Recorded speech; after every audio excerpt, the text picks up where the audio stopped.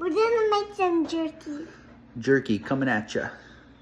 Okay, we're gonna show you a couple of our jerky recipes. We're gonna make two different batches. One is gonna be just kind of the classic salty pepper one, and the next one's gonna be a little sweet and spicy.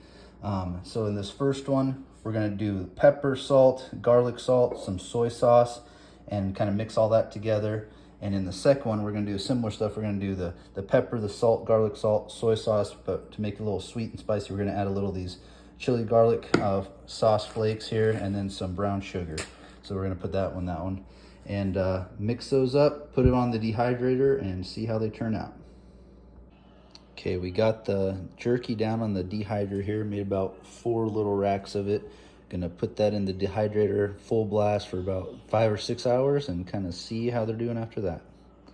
Okay, the jerky is done dehydrating. Looks nice and crispy and good. We'll just sprinkle it with a little salt and try it out. All right, we're ready to try the jerky. Let's taste test it. What do you think?